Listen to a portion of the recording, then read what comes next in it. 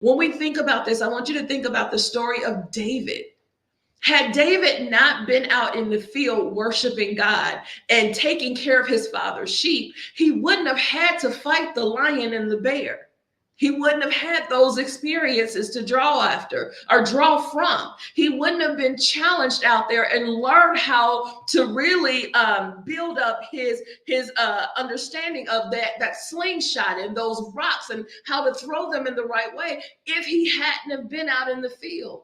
See, a lot of people would have been in the field frustrated with God because I'm out here. My brothers get to, go out and they get the choice food, and they're going before kings, and they're getting able to go out to war. And I'm not the favorite child of my father's, or I'm not respected, and so they get so caught up on that they don't realize that God is preparing you even in the wilderness for the next level that He's getting ready to take you to.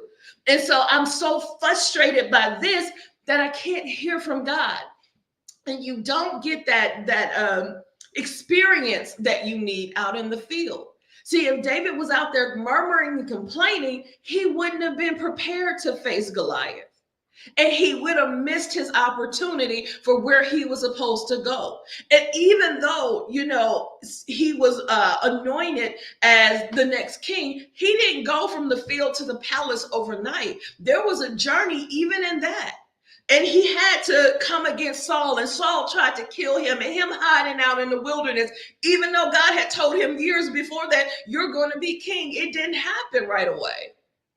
Sometimes we want the right now story ending. We want to get to the end goal without having to go through the challenges, without having to go through the frustration, without having to go to or have to endure anything.